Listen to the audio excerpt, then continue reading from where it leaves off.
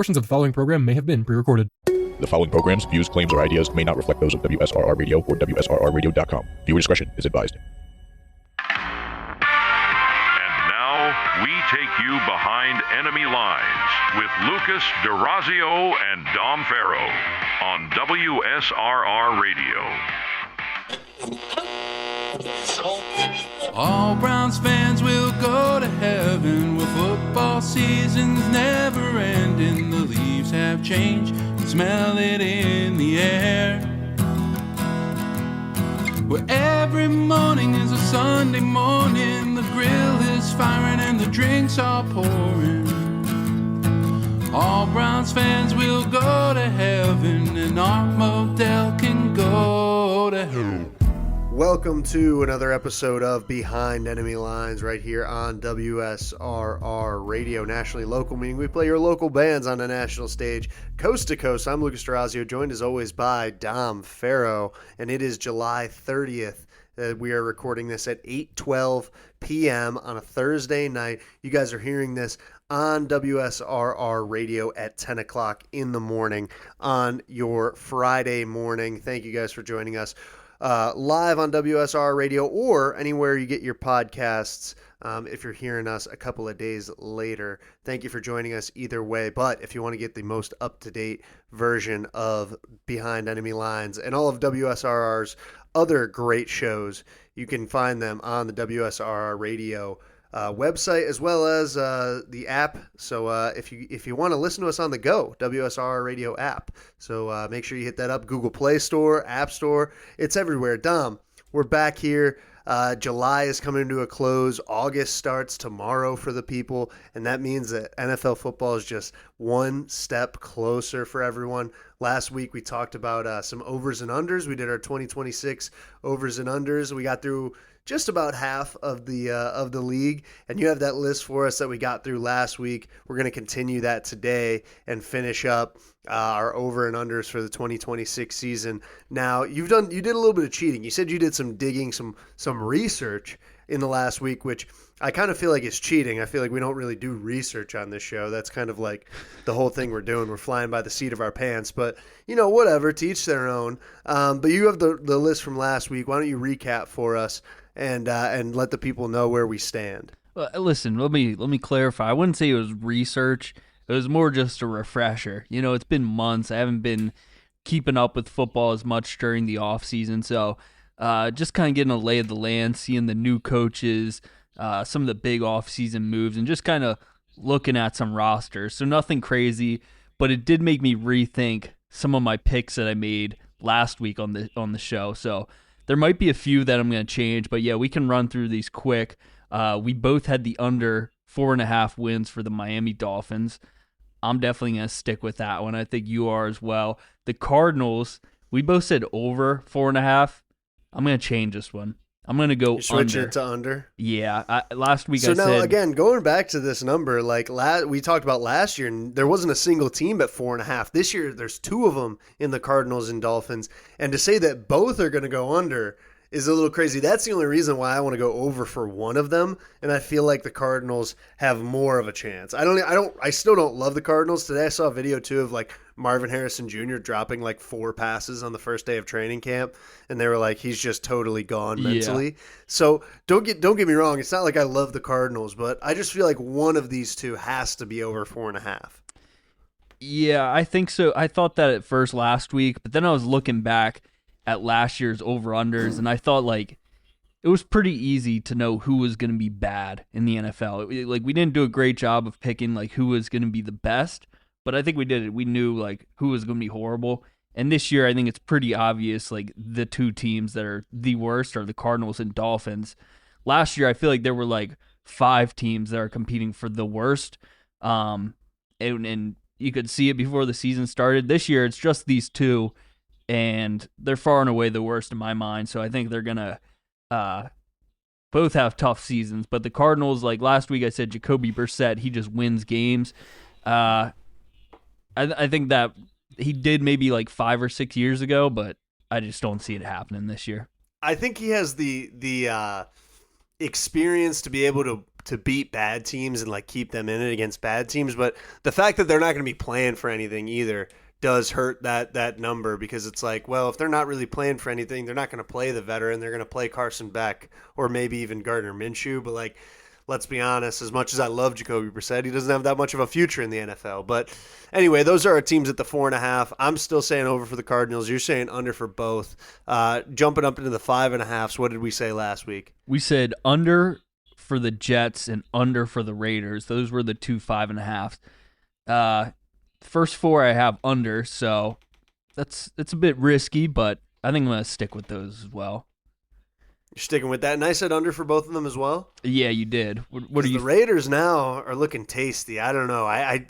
They got Kirk. I kind of feel like Kirk could win 2-3 games, and like even if it is just 2-3 games, then before they start Mendoza, like I don't know. I just someone sent me a video today about Cousins saying like, it was an AI video of Cousins like bullying Mendoza and being like, no, we're going to win 7-10. We're going to go 7-10 and I'm going to make another $50 million. And like, when you bring up Kirk Cousins, it's like, one thing is he's been doing it for a while. He does know how to win. He's won a lot of games, and man, he knows how to get paid too. But I'll stick with the under 5.5 though. I won't switch any picks probably. Yeah, you got to think about the last time we saw Kirk Cousins. Like most of his career, yeah, he's been great, but with the Falcons most recently, it was tough to watch. He was not going to be winning games with that type of performance. No. 6.5, we took under for the Browns, we took over for the Falcons, and under for the Titans. I think I'm going to stick with all those as well. I'm sticking with all those as well. Again, Falcons, they've got stuff. They've got weapons. They've got things that you want to see. They got Bijan Robinson, Kyle Pitts, Drake London. They got guys on the field that are going to be fun to watch. And they got a couple good young names on defense too. So yeah, I'm sticking with that. I don't know if you saw it this week, but Bijan Robinson, there was this like fake picture going around. It said his haircut from his rookie year to now, and the picture from now is his hair is like, it looked like a genie, and people thought it was serious. They thought he was actually going with the genie look this year. Had like 40,000 likes. I think so too. Yeah, if anyone could, it would be him for sure. Going to the 7.5s.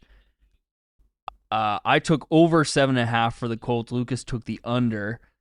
We took the over for the Commanders. That's one I am going to switch. I'm going to take the under on the Commanders just because I think Jaden Daniels is going to get injured at some point. I think he's going to miss some time again. I just don't really trust this team. I want them to be really good, especially in these new uniforms. If Jaden Daniels does stay healthy, they have a good chance of winning more than that. But I'm just going to trust my gut here, and I'm going to switch to the under for the Commanders this year. What do you think about that? Okay. All right. I'm still going to give him the over. I'll give him a little bit of credit. I'll stick with what I was at before. And Go then with my gut. Then we have the Panthers. We both took the over 7.5 on them. Saints, I took the under 7.5. Lucas took the over. And then the Giants, we both took the under on. I think I'm going to stick with them. Yeah, I think those are money right picks. There. Moving up to the 8.5, then the Vikings are the first team. I'm pretty sure I said over on that, correct? Yeah, we both said over. And this is one that I'm having a really tough time on because like during some of my prep, I was like, can Kyler Murray like really get it done? Like, is this really the guy that we think is gonna get it? The Vikings to like a 10+ win season. I'm just not sure about that. Like they had Sam Darnold in what they win 11 games, I think. I don't think Kyler Murray can get quite to that point. But he's right on that line. It's either gonna be 8 or 9 wins. But I'm gonna stick with last week. I'm gonna say over 8.5. Yeah, I'm definitely sticking with that as well. Sam Darnold was 14-3 with the Vikings, and I don't think, of course, we saw what Sam Darnold did last year. He won the Super Bowl with the Seahawks. I don't think Kyler Murray is as good as Sam Darnold has been the last 2 years. I think he can be, but I think that I don't know if he's 6 games worse. I don't know if this team is 6 games worse than they are with Sam Darnold. Yeah, I did not realize that was 14. That is a big difference. I think their ceiling though is 10 wins in the regular season. That's what I think. still over 8.5, and I think they'll hit that ceiling. Yeah, we'll stick with the over. If not blow through the ceiling, but I'm sticking with the over. Now, Steelers 8.5. We both took the over on it, and I'm going to stick with that one. But I will say during my prep, a lot of the things I was looking at, like at first, were like power rankings, and I was trying to make my own power rankings and kind of like figure out where everyone kind of lands. And I think it's gonna be tough for the Steelers this year. I'm not gonna lie. Yes, like there were a lot of teams in the NFL that, like, if I'm trying to be as unbiased as possible, like, they're better than the Steelers. There's a solid chance that they're like a bottom 10 team in the NFL this year. There's a very solid chance, and actually, like, I think if I'm gonna flip flop on one, I'm gonna flip flop on this one. I'm changing my pick for the Steelers to under. If we're gonna change That's picks fair. at all, I was very close to saying it last week, and you kind of influenced me, and I was just like, they're the Steelers, like they can't have a losing record, like that's just like that's sacrilegious in the NFL. You know, it's been so many years since we've seen that, but like, I guess, the law of averages, eventually you kind of have to see it, right? So I'll take it this year. I'll take the under this year. Do you think Drew Allar plays a game this year? Do you think he starts a game for the Steelers this year? I don't think so. I think there's a high chance if they're a bottom 10 team. I think no matter what, like, Rodgers plays out the season. Cause yeah, like, what if he gets hurt? Well, if he gets hurt, then there's a good chance that Aller plays. Okay. But yeah, the big thing for the Steelers, like, yeah, like they've had winning seasons the last 20 plus years, but then you gotta remember, like, that was Mike Tomlin's Pittsburgh Steelers. That wasn't Mike McCarthy's Steelers. So I think that's another big factor for me. This isn't Mike Tomlin's team anymore. Like, that's right. You're just not gonna win games the same way. Next 8.5 team was the Buccaneers. I took the over. Lucas took the under on that one. Jaguars 8.5. We both took the over. Then moving into the 9.5s, we both took the under on the Cowboys. That one's a tricky one. We both took the over on the Bengals. I'm gonna switch this one again. I'm gonna take the under on the Bengals. I just don't. I think now that I've hit the under on the Steelers, I'm even more confident in my Bengals over 9.5, because I think, I think the Bengals should beat the Steelers twice this year. I think they should beat the Browns twice this year. I think they can split with the Ravens. And, hey, that's 5 wins right there. I think, like, there's a good chance that the Bengals split with the Steelers as well. Like, I don't think the Bengals are that much better. The Bengals' offensive line still stinks. Chase Brown's in any division game too, like, the records go out the window. Anytime you should, sweep a team, it's more than likely that it's tough to beat a team twice. It's tough to beat a team at all in the NFL. To beat them twice is really hard, obviously. But as a whole, I just don't think the Bengals are going to be as good as people are thinking. Everyone thinks they're going to have this huge bounce back season. They're going to be one of the best in the league. I just don't see it. Like, they're a super cheap organization. They don't spend as much as everyone else in the league. So I think that always comes back to bite franchises. I'm going to take under 9.5. I'm switching that one. Lucas will stay with the over 9.5. Next one was the Bears. We both took the over on that one. I don't think much more is needed to be said about that. And then the Chargers, we both took the over 9.5 as well. And I'm going to stick with that one as well. And that was the last one that we left off on last week. All right. So there's 3 remaining teams in that 9.5, at that 9.5 line. We'll get through those here before our first break. The first one of those 3 is the Denver Broncos. Broncos had a great season last year. Bo Nix is now entering year 3. It's really unfortunate the way the Broncos season ended last year, truly, because they had a chance at going to the Super Bowl. And then Bo Nix breaks his foot on the second to last play in the divisional round. They ended up 14-3 last year, though. I don't see any reason that they should be taking a huge step back. I think that Bo Nix entering year 3 is, he's ready to continue what he did last year, and I think he almost The only reason that I think it could get close to this line is because like something like that when you're so hot in the regular season, you win 14 games and then you go into the playoffs and you're hurt. It almost makes you realize like it really doesn't matter what we do in the regular season as long as we make the playoffs. Now, of course, that's a lot easier said than done, and you can't take any game lightly in the NFL. But I could see them almost prioritizing health over a win or two, but I still think they're gonna clear 9.5. I still think this is a double-digit win team easily. Yeah, I 100% agree with you, and yeah, easily over 9.5. Like I'm a Broncos hater. I don't like Sean Payton at all. I don't love Bo Nix. But yeah, the team as a whole is just super, super great. And even if Bo Nix's injury is worse than like people think it is or what they're letting on to the fans and the media, even without him, I still think they're an excellent team, one of the best in the league. So over 9.5 is close to my lock of the year, but not quite. Not giving that out quite yet.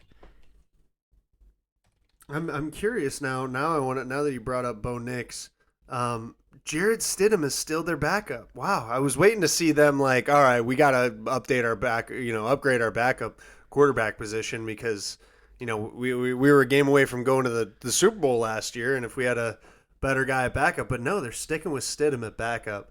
I like it from the Broncos, honestly. Stidham wasn't horrible. He wasn't the worst quarterback in the playoffs last year. That's the guy on the next team. They scored what, like 3 points in that game? Now it was snowing. Like crazy. The Patriots defense played very well in the playoffs, but I don't know. He gave his team like some they chances. Should have been able to do something. The next guy, though, in the playoffs is Jordan Love, the quarterback of the Green Bay Packers. I skipped the guy you were talking about, the quarterback of the Houston Texans, C.J. Stroud, who are also at 9.5 wins on DraftKings. C.J. Stroud, what do you think about his new look this year? He's got an interesting new look. Went from like a baby-faced, like young-looking guy with some of the braids, and now he went clean cut, short fro, but the beard look, and it's very interesting. There's a lot of quality content on X about the way he looks now, especially when he was walking into training camp. I don't know if you saw these videos, but he looks completely different. That's the one I'm seeing right now. I'm already seeing some funny tweets, ones that I just can't say on this program. Oh, okay. But yeah, it's definitely. I saw one that was like, he looks like he just cut the lawn. Something about there was a moment when I saw that video of him walking in that I was really close to sending it to you and being like, something about the way he's walking looks like the Rizzler. And I know that I hate to always bring it back to him on this show, but like I was like, the fact that this NFL quarterback's gait is similar to a wildly overweight 9-year-old. That's not a great sign.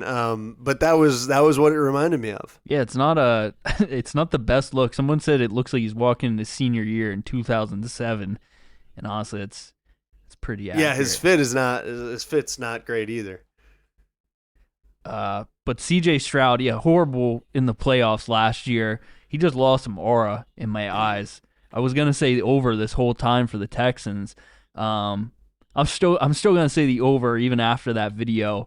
I think C.J. Stroud, yeah, he was horrible in the playoffs. Like, if you just think of that performance, it's tough to say that they're gonna win 10+ games. But the team as a whole is really good. They probably will still have the best defense in the league.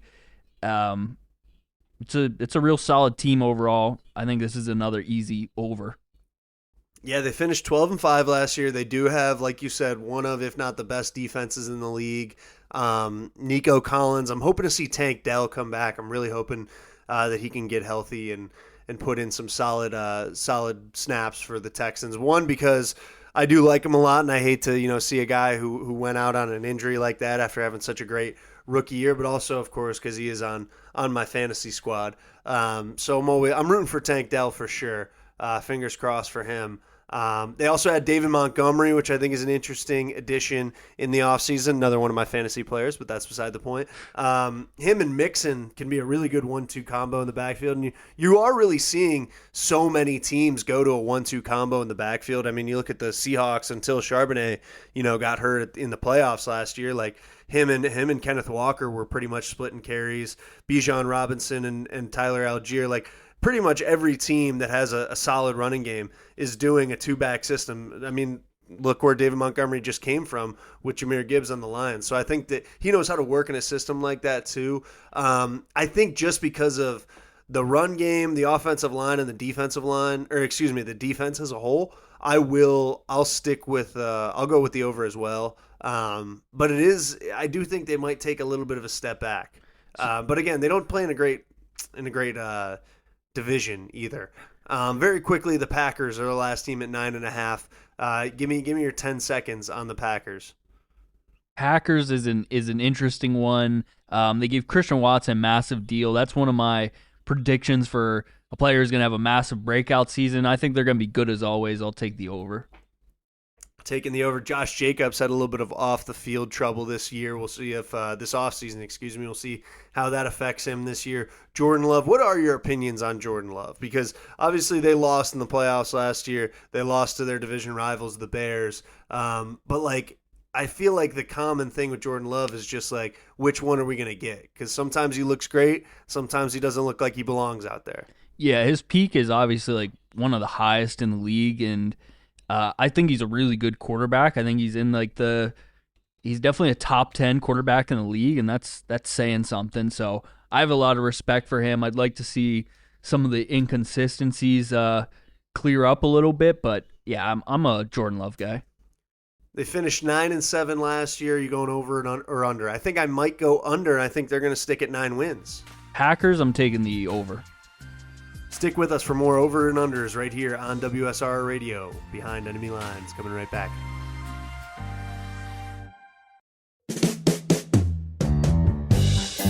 Based out of Chicago, Synergy Music Studio is built for artists who care about the sound of their music. From recording, mixing, and mastering to full production and live studio sessions, Synergy works hands-on to help artists turn ideas into finished professional releases. They support the Chicago scene and they welcome new artists anytime. If you're serious about your sound, start at synergymusicstudio.com today.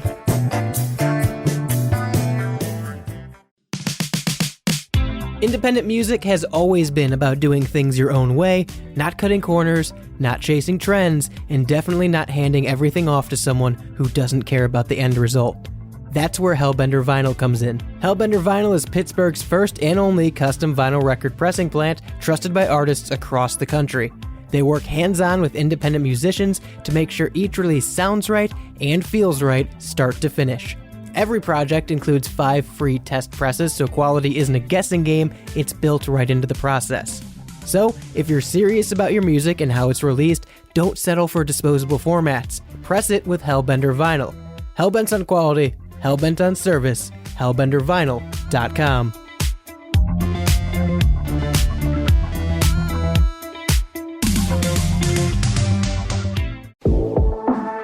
Playing the ball where it lies. Lucas and Dom are back on WSRR Radio. Welcome back to Behind Enemy Lines right here on WSRR Radio, brought to you by Hellbender Vinyl. Hellbender is Pittsburgh's first and only custom vinyl record pressing plant. Perfect for local and independent artists, just like the ones we play here on WSRR Radio, who want to take their album release to the next level. Don't settle for a bunch of ones and zeros floating around the internet. Have a physical album release with Hellbender Vinyl. Hellbent on quality, hellbent on service, hellbendervinyl.com. It is the end of July. We are a day away from August. August is the month that the preseason starts. Football is pretty much here, and we are going over all of the over and unders for the 2026 season for every team on their betting lines on how many wins they're going to have. We are now into the upper echelon of teams. We're into the double digits for the lines. We're at the 10.5, portion of this show, and the first team in the 10.5s on DraftKings Sportsbook for total wins in the 2026 season is the Super Bowl runner-up New England Patriots at 10.5. Now, there's always that runner-up lag, that season after when people go to the Super Bowl and they don't win it. There's always that step back the next season. It seems like there's always that step back. There's a couple of times that it hasn't happened. I mean, you can look at the Bills. They went 4 times in a row and never had a win, but obviously didn't step back in the regular season. But the Patriots, I feel like, are pretty much everyone's pick for, having that step back after their Super Bowl loss last season. You got stuff going on with Vrabel. They bring in A.J. Brown, who's got his own off-the-field issues and also on-the-field issues, kind of. What do you think about the Patriots going into the 2026 season? I don't think they're going to be amazing, but I still think they're going to be good. I don't think 10.5 is as high as I thought it was going to be for the Patriots. Like you said, there's a lot of things going on with the team, mostly the Mike Vrabel situation. I honestly think that will affect the team if, there's still as much attention on that during the season. I think that could, affect how the team plays, really. And then you have A.J. Brown, who the Eagles and Philadelphia blamed pretty much all their issues on. If that's true, then maybe he will be an issue in the locker room. I don't think A.J. Brown is going to be that big of an issue. I think he's going to bring more to the team than what he takes away. I think he's a massive upgrade from Stephon Diggs. So, 10.5. Unfortunately, because I want to take the under, it's just too low. I'm going to take the over for the Patriots. Yeah, and I mean, they won 14 games last year, so even if they do take a step back, there's still some room there to still win 11 games. I think the other guy everyone's talking about, A.J. Brown, that they added him. Romeo Doubs is also a Patriot this year that, honestly, I kind of forgot about him too. I just looked up their roster to see if Stephon Diggs was technically still on the roster or not. I couldn't remember. And he's not, but Romeo Doubs is. And going from Stephon Diggs and Kayshon Boutte and Demario Douglas to A.J. Brown, Romeo Doubs, and Kayshon Boutte, I think that's a huge upgrade. I do think that this just gives more weapons to a guy who has a great arm in Drake May. He can put it up for both of these guys. He can put it in spots that they need to. I do think there's a very high possibility that they can take a step back. I mean, they won the division last year, but I still am going to take the over 10.5 because they've got the Dolphins in their division. They've got the Jets. Those are 2 of the bottom 3 teams that we've talked about. Those should be, but 4 free wins. The Patriots also, they just know how to, they're a team that's going to beat bad teams. They're going to beat the teams that they should beat. I'm going to take the over for them as well. Moving on from them to the next team at 10.5, the Niners, which is another very interesting team to talk about. Coming off of another good season for them. They're just always so consistent with Kyle Shanahan. They finished 12-5 last year, 3rd in their division. But the one thing that they don't have going for them, the way that the Patriots do, is they are not in an easy division. I mean, like I said, they finished 12-5 and were 3rd. They had the Seahawks and the Rams. Cardinals obviously are the weak part of that division, but I mean, to come in 3rd, this is a division that people are, again, expecting 3 teams to make the playoffs. Yeah, so the 49ers, like you said, they've been so consistent, but this season, I don't know if you've seen some of the stuff that's gone on, just I think in the last week. One, Kyle Shanahan got into a massive car accident. Did you see that? Oh, really? No, I did not see He got into a big accident where he broke a rib, he broke multiple bones. So he's not present at training camp.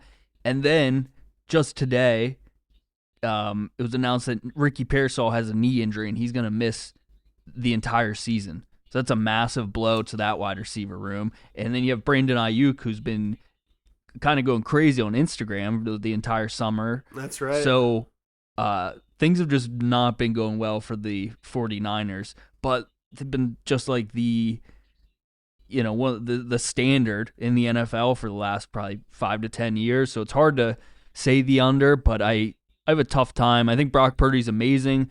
I'm gonna go under 10.5. I think they'll win 10 games.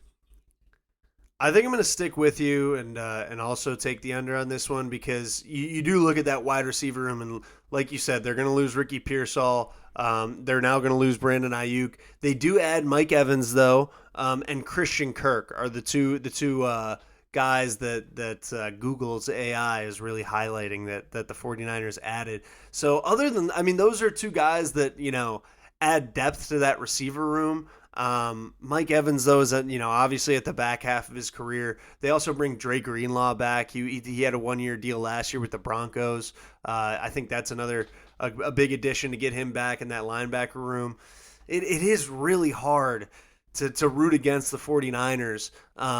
At this point in this list, it's like all these teams are so good, but it's so hard to win 11 games in the NFL. I could see the Niners winning 9 or 10 and maybe even sneaking into the playoffs. But yeah, I think, you got to go under on some of these teams that are up here at the top of the list, and I think they'll be one of the teams that I do that on. And I'll agree with you there, Dom. I think that's a pretty aggressive under for both of us, but that's just the type of analysis you get on this show. That's exactly right. Now, the Kansas City Chiefs are the next one. This is like you look at the Chiefs and it's like 10.5. That might be the lock of the year. You got to go over. But, of course, Mahomes coming off a knee injury. I think I'm going to take the over on this. You can't bet against Mahomes. Even if he does miss 3-4 games, I still think they get to 11 wins. I still think, that they'll find a way to win 1 or 2 games without him. I'm not sure exactly what the prognosis on how long he'll be out is. Do you have any update on that? Well, he's in training camp right now throwing. I was gonna say I've seen a lot of stuff where he looks fine, but I wouldn't be surprised if he misses 1 or 2. I think that, but again, even if he does miss 1 or 2 games, I don't think that keeps them from winning 11 plus games. Yeah, and they have the best backup in the NFL, Justin Fields, so they'll be just fine. Interesting. No, the Chiefs were horrible last year. Like they were awful. I don't know how many games. They were 6-11 last year, and I think they lost like their last 10 or something like that. Like they just couldn't do anything without Mahomes. So if this injury is more than just a couple weeks, that's a problem for them. But also just like Andy Reid, I don't know. That team didn't look the same once Mahomes was gone. Travis Kelce, another year older, of course. But yeah, you can't bet against Mahomes, so I'm not going to do that. I'll take the over as well. All right, we'll take it. Yeah, I think this will be a big bounce back year for him. Like even if he didn't have the injury, I think the injury just really the only thing the injury did was now he's going to win comeback player of the year this year. But I'll take the over for them as well. Next team at 10.5, the team that resides in the same city as me now and also played the Chiefs in a couple of Super Bowls, the Philadelphia Eagles at 10.5. Dom, how are we feeling about the Eagles going into 2026? They lose A.J. Brown. Saquon's back. Hurts is back. There's a lot of talk about Hurts outside of the league, in other parts of the league about whether or not he's the best fit for this team. But the Eagles again are another team. They just have so much going for them. In terms of the things that don't jump out on the page, like they have a great offensive line, they have a lot of really good, really talented defensive players, and then they do have some very consistent offensive guys too, and it always helps to have Saquon Barkley, who's gonna probably go down as one of the best backs in league history. Yeah, 100%. The Eagles are still a great team. I think a lot of people have been giving them a lot of crap this offseason. I think they think they're going to be a worse team. They did lose a lot of players. They lost Nakobe Dean and Blankenship, so the defense probably isn't on paper. It's probably not as good as it was last year, but they still have amazing pieces. They just gave Jalen Carter a massive extension to make him the highest paid defensive tackle in league history. So yeah, that's still a great team. I think that's an easy over 10.5. Again, I want to make that my lock of the year, but I'm not going to make a Philadelphia team my lock. Yeah, that's right. We'll talk about another Philadelphia team a little bit later. But you said to me earlier in the week that you're a Philadelphia hater. Give me a little bit of give me a little insight on that. Well, I mean, it's just because living in Pennsylvania, especially growing up in the middle of the state. You're always being there's pulled both ways a little bit. There's definitely a rivalry between the two. I mean, especially in hockey, Flyers-Penguins rivalry, that's like one of the most intense in sports. But Philadelphia, like, their fans are just dirtbags too. So they're easy. Philadelphia is very easy to dislike. I'll never root for them to win a championship, and I'll actively root against them. Now, we're going to talk about LeBron in the last segment. It's going to be hard to root against LeBron. I will say that. It always but is. I'm not going to root for the Eagles. I won't root for the Flyers. Phillies, I don't hate the Phillies, but I don't want to see them win. I don't want to see Philly fans get anything. Okay. All right. Very interesting. I'll take the Eagles over. I'm rooting for the Eagles over, but I'm also like preparing for the Eagles under at 10.5 because I feel like, you know, even though the Steelers still haven't had a losing record when I lived there, they still were like the picture of mediocrity kind of in my 8 years of being in Pittsburgh. So I feel, and of course the Browns were the picture of much less than mediocrity for my 20 years in Cleveland before that. So I do feel like maybe there is a little curse around me that like whatever city I'm in, the football team just isn't going to be up to the expectations that they want to be. So I'm prepared for the under, but I'm hoping and rooting for the over. So I'll pick their over. The Lions are the next team at 10.5. Could they take a big step back in 2026, Dom? They could, and it would mostly be because of the defense. Like, it's not great. It's banged up. Like, big thing is Aiden Hutchinson. If he's healthy, I think their defense will be just fine. But I'm looking at their schedule. It's nothing crazy. Like, I still think they're going to be really good. The offense, of course, is going to be electric and high powered. So I think 10.5 is an easy over. Okay, I'll stick with it as well. I think Campbell's still got the juice. They still have Amon-Ra St. Brown, Jameson Williams, Jared Goff. Is Jared, like, when do they start looking for the replacement for Jared Goff though? Like, is he the guy who's going to win them a Super Bowl? Yeah, I think so. I think they trust that he can be. I think he's still he's had enough like playoff moments. He's been to a Super Bowl, and we've seen in the NFL that like these veterans, the experience matters almost as much as skill. So I think Jared Goff could be the guy that brings them to the Super Bowl, and I think he's the guy that Detroit believes is the guy that will bring him there. And he's still only 31, actually, which surprised me. I was expecting that to say he was older. They won 9 games last year. They were 9-8, missed the playoffs for the first time. This could be a big bounce back year for them. But again, they're another team, like, really tough division to be the worst, the bottom team in the division with 9 wins. You know, as the Bears won it with 11, Packers at 9-7, Vikings at 9-8. Packers were 9-7-1 actually.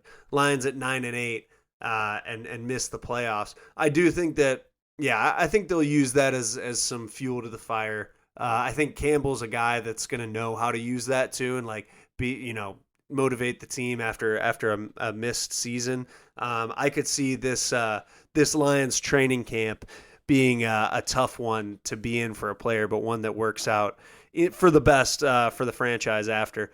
So I'll take their over as well. Seahawks, Super Bowl champions, are also at 10-5, Dom. 10.5, excuse me. This is the easiest over on this board. This is my lock of the year. Yeah, you might think it's dumb. Oh, you're picking the Super Bowl champion. Well, yeah, the returning Super Bowl champions are only 10.5, and their roster is pretty much the exact same outside of Kenneth Walker, but you have this rookie running back from Notre Dame who's probably going to be sufficient until Charbonnet gets there. So I think they're going to be really good. Again, Darnold has proven, for years now that he's just a winning quarterback and one of the best in the league. So over 10.5, my lock of the year. Yeah, too easy. All right, I like it. I'll take the over as well. I do think that they're going to miss Kenneth Walker a lot, but yeah, the rookie from Notre Dame Now I'm blanking on his name, but I think he's going to be big. Jadarian Price. There we go. And obviously Charbonnet coming back as well. So I'll take that as well. Bills 10.5 are the final team at 10.5. This one I feel like could be a little bit of a trap because it's like they have Josh Allen. There's no way they're going to be under 10.5. It's not a team you want to root against. But again, some people have to lose games. Not everyone can win, double-digit games. They were 12-5 last year, and it's tough to do that again. 10.5, Dom, what are we feeling here? I completely agree. I'm not fully buying the new head coach in Buffalo. I think his name's Joe Brady. He was a guy with the Giants previously. He was offensive coordinator at one point. I'm just not feeling it. I'm not feeling it. Sean McDermott was a great coach. Yeah, I know at some point you got to move on. They moved on a lot faster than the Steelers did. But yeah, I'm not feeling the Bills this year. 10.5 Really? though, it's tough because Josh Allen, you gotta love him. They add DJ and Moore he's gonna have as a great well. season. DJ Moore, Yeah, new to DJ that Moore's room. exciting. They paid Khalil Shakir. Keon Coleman's still there though, which is interesting. We'll see how his touches are affected this season. But James Cook is great too. He's still one of the best. Of course, in yeah, the the league. leading rusher from last season. I'll take the over. I'll take the over on the Bills. Again, it's just hard to root against the Bills. Overall, one, but two. I mean, one because they're so good, but two because they're a fun team. Yeah, this is a tough one because it does seem dumb to take the under on a Josh Allen team. Can't bet against Josh Allen, but you can bet against Buffalo. I'm going to take the under on them. All right, Dom, with an aggressive under here on the Bills. There's two teams remaining. Both of them are at 11.5. One of them, for me, is going to be an under. Stick around through the break to see which one of those two teams is going to win under 11.5 games right here on WSRR Radio. Stick with us here on Behind Enemy Lines. Nobody cares about the details, seriously. Not the logo, not the stitching, and not the tiny symbol that magically doubles the price of the t-shirt. Think about it. The shirt you're wearing right now and the one I'm wearing do the exact same job. They cover us, they keep us warm, and they stop us from being arrested for public indecency. The only difference is a swoosh, a rectangle, or a name that convinced you it was worth more money. That's where GenericClothes.com comes in. They skip the branding nonsense and get straight to the point. Shirts that literally say what they are. Sports team, political statement, music band. No hype, no pretending, just honesty and a sense of humor at the expense of big clothing brands. If you're tired of paying extra for a logo that nobody actually cares about, or you want the perfect gift for someone who actually gets the joke, head to GenericClothes.com. Nobody cares about the details. Get to the point.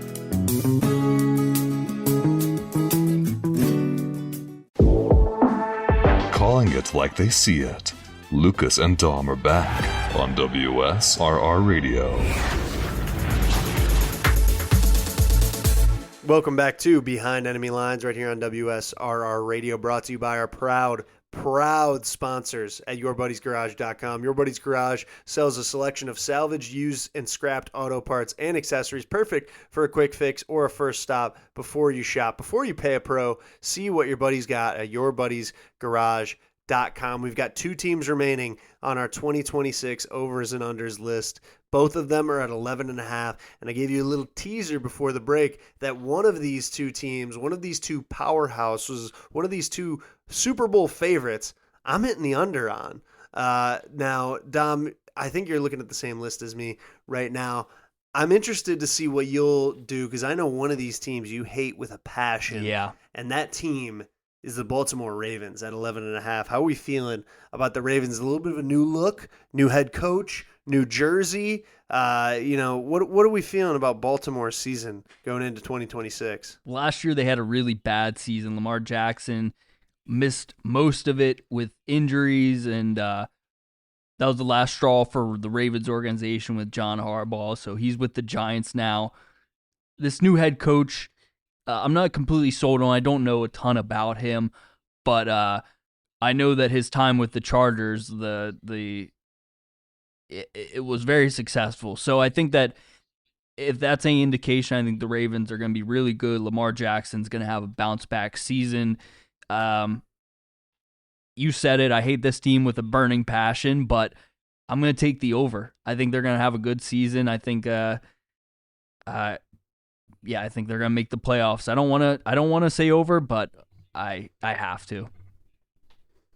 Well, don't worry, because I won't. I'm saying under. Now, they won 8 games last year. They were 8-9 last season. I'm not loving the move at head coach. I do know that eventually you have to make a change, and they weren't going to change Lamar Jackson. At some point, if you're going to the playoffs so much but not winning in the playoffs, and you're winning these regular season games but not getting to a Super Bowl, you got to either change the head coach or the starting quarterback, and they're not going to move away from Lamar Jackson. But I think 12 wins is a lot.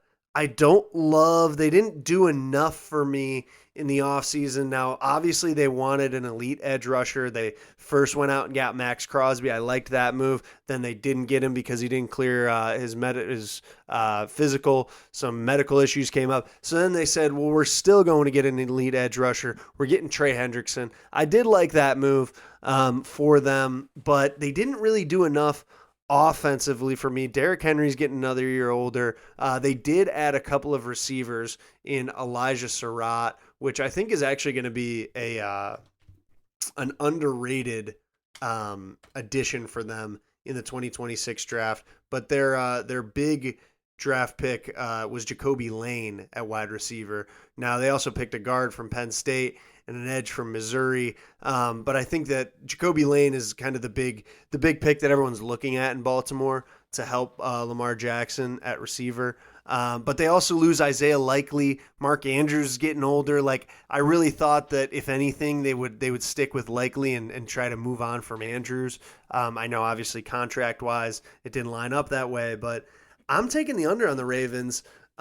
Purely because, one, I want to have a little fun with it and root against a division rival, but two, I just don't. I'm not really scared of the Ravens anymore.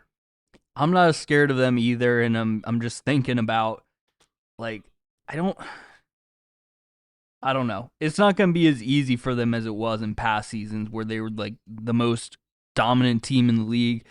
I do think they're going to be good, unfortunately. But what do you think happens if they aren't good? What happens if they win 8 games again and Lamar Jackson plays in a majority of them? Where do they go from here?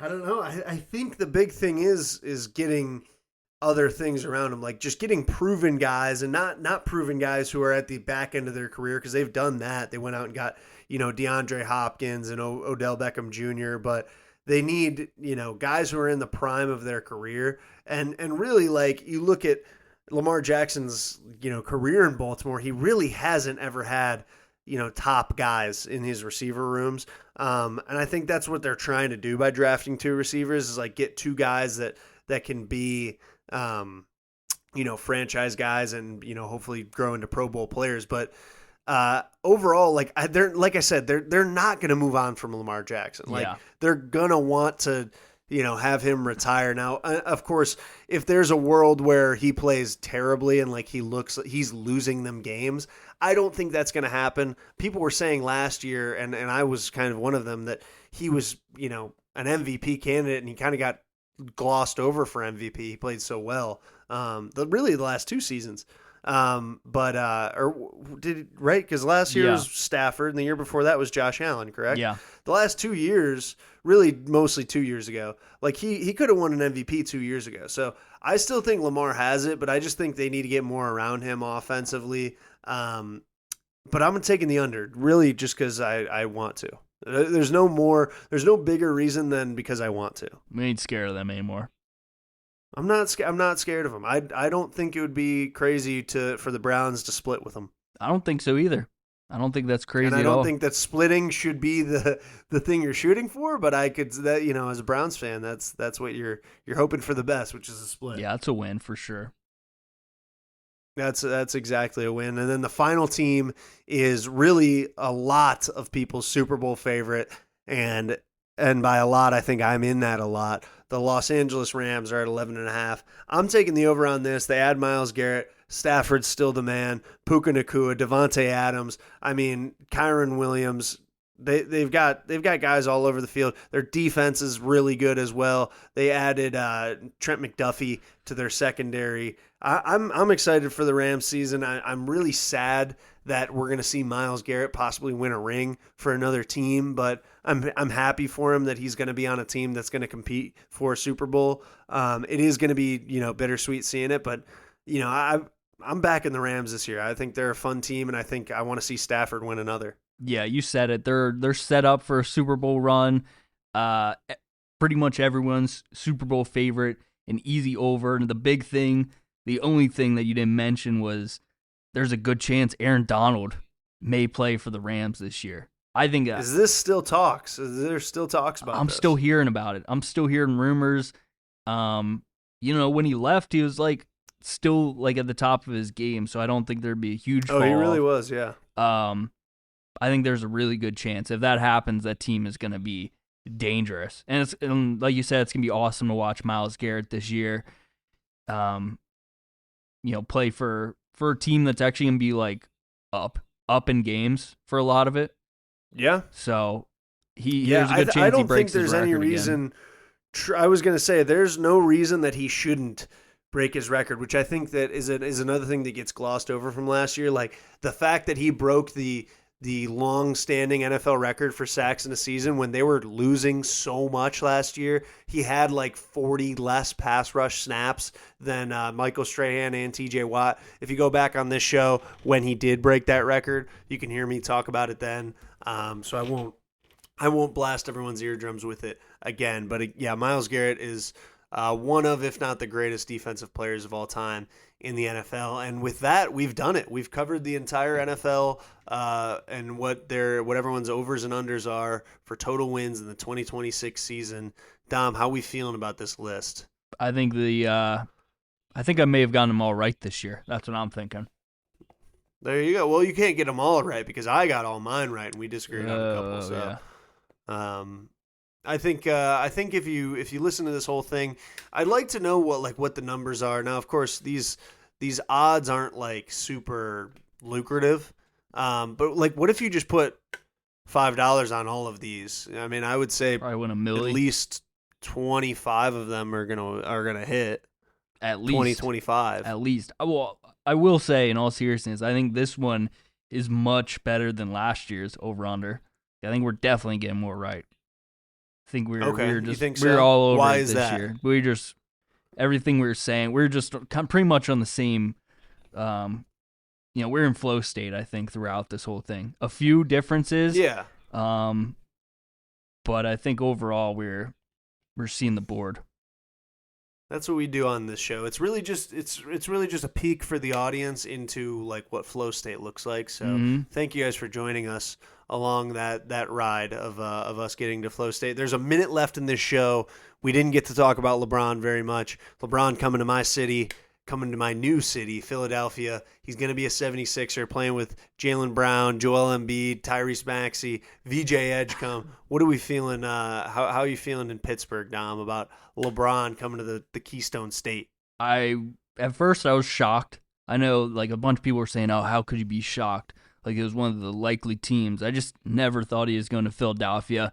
And I wasn't happy at first, but the more I thought about it, the more I thought, that's pretty cool. I'm actually going to be watching NBA games, regular season games now. I'll definitely be tapping into that Sixers home debut for LeBron. I think it's going to be a fun season. LeBron just knows the culture. LA, man, I just don't care about that.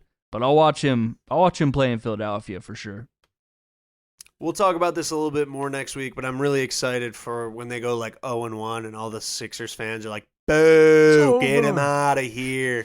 It's over. He stinks. Thank you guys for listening to WSRR Radio and Behind Enemy Lines. See you next week. The preceding program was a sponsored production. The views, claims, and ideas expressed may not represent those of WSRR Radio.